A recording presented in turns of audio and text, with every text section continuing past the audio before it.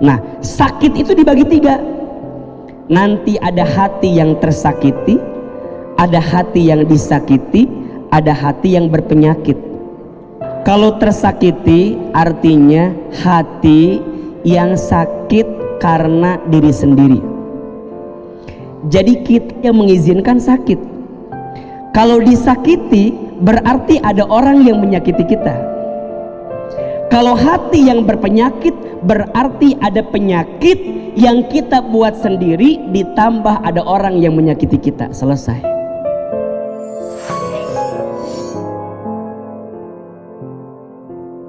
Bunda perhatikan, manusia itu terdiri dari 3 unsur dalam hidupnya. Berapa? 1, di dalam diri manusia itu ada akal. Ada apa? Akal. Setelah akal, di dalam diri manusia itu dibentuk dengan jasad, fisik tubuhnya. Berarti jasad. Akal, jasad. Yang membuat manusia istimewa dibanding makhluk yang lainnya, Allah berikan 1 unsur lagi. Yang unsur ini mengendalikan akal, mengendalikan jasad kita. Namanya hati. Apa namanya? Oke. Lagi. Manusia terbagi dalam berapa unsur? 3. 1 apa? 2 apa? 3 apa? Oke. Ustadz, masing-masing unsur ini punya makanannya. Kalau 3 unsur ini nggak dikasih makan, nggak dikasih asupan, maka yang terjadi akan ada kebuntuan pada 3 unsur ini. Maka masing-masing unsurnya ini ada asupannya. Dengan cara apa? Dan apa fungsinya, gitu kan? Akal ini fungsinya untuk berpikir.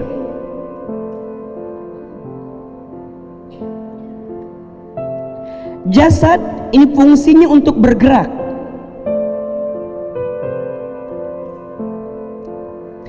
Dan hati ini fungsinya untuk merasa. Oke, lihat. Untuk bisa berpikir, maka asupannya manusia harus belajar. Harus apa? Maka bunda sayang, teteh sayang, belajar itu hukumnya apa? Wajib. Belajar itu hukumnya wajib. Bahkan belajar itu dari sejak dia lahir sampai ke liang lahat diwajibkan untuk belajar. Belajar. Maka perhatikan.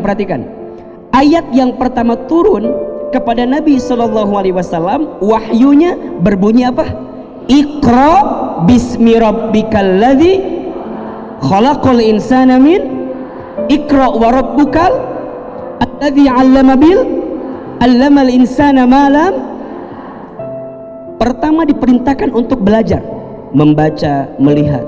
Kalau akal nggak dipakai belajar, nggak bisa berpikir. Jelas sampai di sini? Berarti beda nggak orang yang berakal dengan yang tidak berakal? Bahasa gampangnya, beda nggak orang yang belajar dengan orang yang tidak belajar?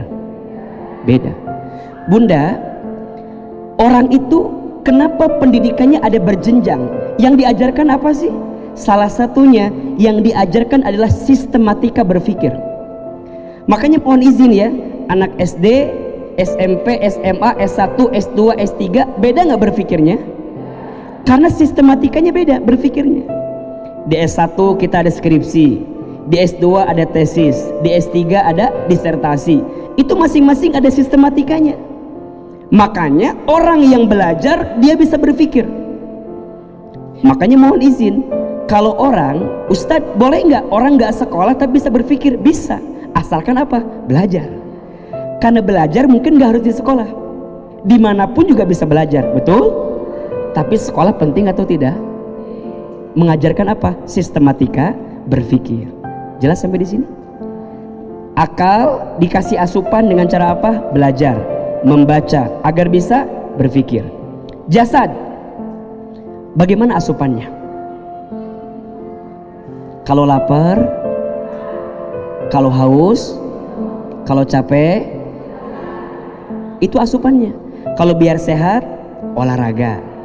Bunda wajah biar glowing, bikin care ya itu berarti. Iya. Ada 3 R yang dibutuhkan perempuan dan sangat dinantikan dari laki-laki. R yang pertama skincare, R yang kedua home care, R yang ketiga transfer. Ya itu yang paling penting. Catat status hari Jumat itu ya. Karena harus didandanin, jasad kalau didandanin. Betul apa enggak? Makanya mohon maaf, ketika bunda olahraga harus apa enggak? Harus. Pilih-pilih makan harus enggak? Harus. Karena ini bentuk cara kita menjaga apa yang Allah berikan kepada kita. Makanya ulah segala didahar, jangan segala dimakan. Cuma kadang-kadang ayah seblak, beli seblak, cilok, ngeriwah hirup teh. Jadi tidak bisa nikmatin. Padahal ada porsinya. Kalau tidak, ingat, kalau berlebihan jadi sakit, betul? Kalau kekurangan jadi sakit. Terus kumaha? Pas we. Pas mau ngebaso makan, pas mau cilok ada, gitu aja gitu.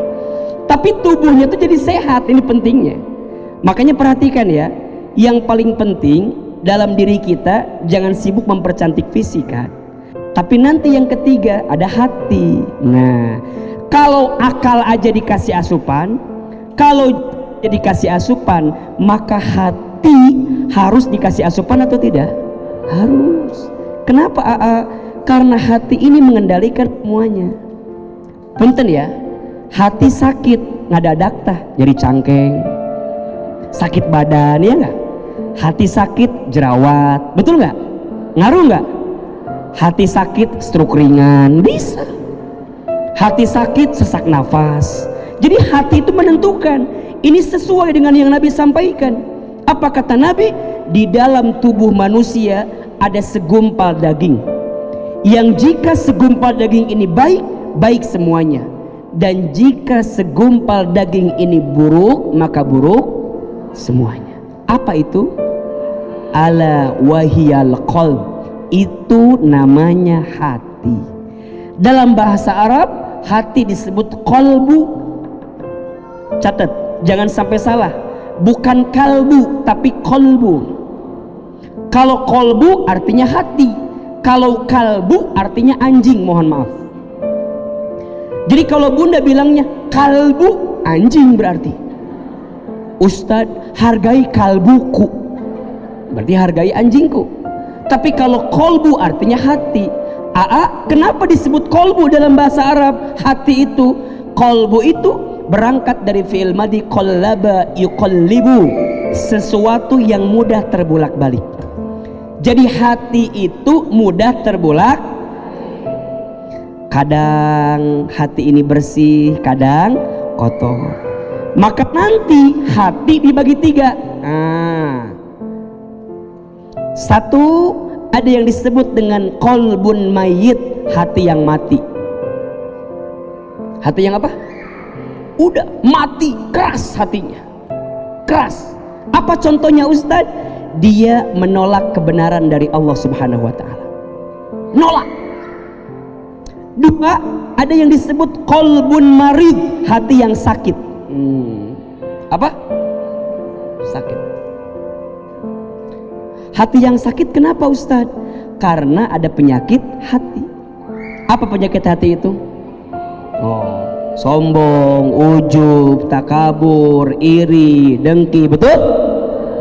Temennya beli kulkas, dia yang kedinginan. Iya. Temennya beli kompor gas, dia yang panasan.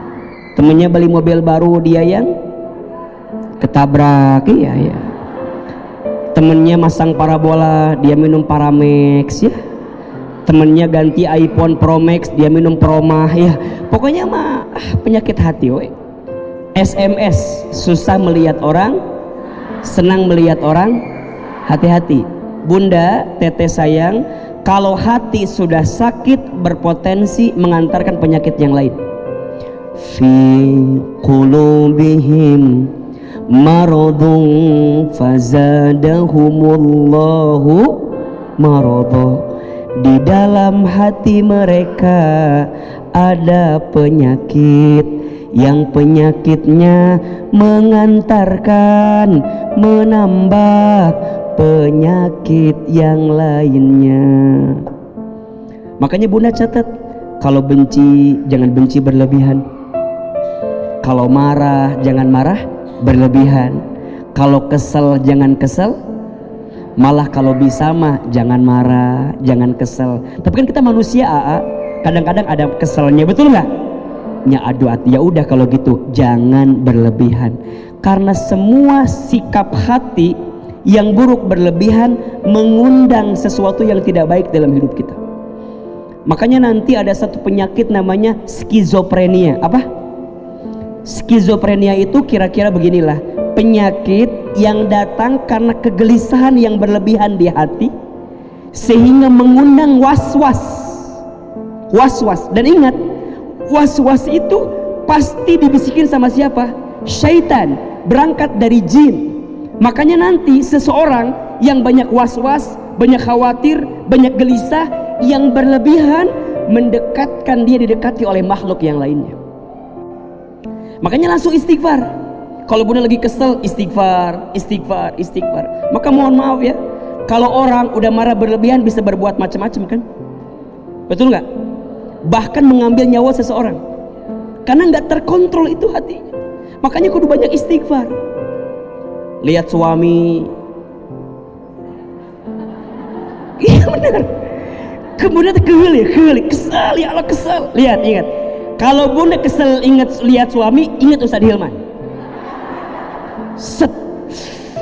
Astagfirullah. Tahan. Karena kalau diiyain, lihat, akal kita berpikir, lihat ya, badan kita bergerak, hati ini kan susah dikendalikan nih. Masuk ujungnya apa? Akal nggak mikir, jasad nggak bisa ditahan, betul nggak? Lempar apa? Handphone, padahal belum lunas. Jangan lunas, baru inget setelah belum lunasnya. Jadi dikit-dikitnya ulah ngambek, jangan marah, tahan, dengerin dulu, lihat dulu, jelas? Kalau begitu nanti masuk kategori hati yang sakit. Nah, sakit itu dibagi 3. Nanti ada hati yang tersakiti, ada hati yang disakiti, ada hati yang berpenyakit. Apa? Tersakiti, disakiti, berpenyakit. Apa bedanya? Coba, sama atau beda? Beda. Di mana bedanya? Di situ ya. BTW. Ulah, apanya bedanya? Asa bedanya ada asa beda. B cepet di situ. Apa? Bedanya apa? Kalau tersakiti artinya hati yang sakit karena diri sendiri. Jadi kita yang mengizinkan sakit. Kalau disakiti berarti ada orang yang menyakiti kita.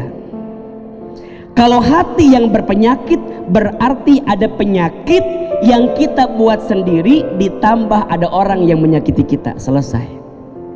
Jelas? Hati-hati. Ada yang ketiga namanya hati yang sehat, hati yang selamat, hati yang lembut, hati yang tenang. Hati yang tenang namanya kolbun salim. Apa? Ulangi. Pertama kolbun apa? Mayit. Yang kedua marid. Yang ketiga salim. Bunda sayang, saat kita kembali kepada Allah, akal kita berhenti, jasad kita dikubur, yang kembali apa? Hati. Namanya mungkin dibungkus dengan ruh namanya. Jadi yang akan kembali nanti bukan fisik kita, bukan pemikiran kita. Yang akan kembali apa? Hati kita. Yauma la yanfa'u malu wala banun illa man atallaha biqalbin salim. Ada satu hari di mana harta keluarga tidak bermanfaat, jabatan tidak bermanfaat, nama besar tidak bermanfaat, harta tidak bermanfaat, ganteng, cantik, fisik yang sehat tidak bermanfaat, illa kecuali orang-orang, lihat, yang datang kepada Allah biqalbin salim, dengan hati yang bersih. Nanti dalam hati itu ada nafsu. Nafsu dibagi tiga, ada nafsul ammarah, nafsu mengarahkan kepada keburukan, ada nafsul lawamah, nafsu yang terbolak-balik, ada yang ketiga nafsul mut.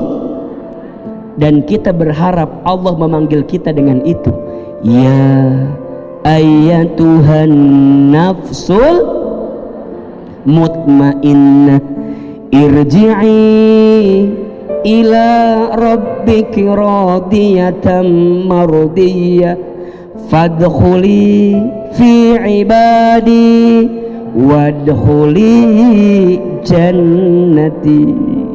Yang dipanggil bukan hei Hilman, bukan hei, enggak. Yang dipanggil siapa oleh Allah? Hei engkau yang berjiwa tenang. Kenapa engkau punya jiwa yang tenang? Karena hatimu tenang. Kenapa hatimu tenang? Iya, karena selama hidupmu engkau punya hati yang salim. Pertanyaannya, bunda yang di sini mau punya hati yang mana? Yang mayit, yang marid, apa yang salim? Yang mati, yang sakit, apa yang tenang? Mau? Mau aja, mau banget? Mau aja, mau banget? Cius? Mie apa? Baik. Kalau mau punya hati yang tenang, kita akan bahas setelah pesan-pesan berikut ini ya.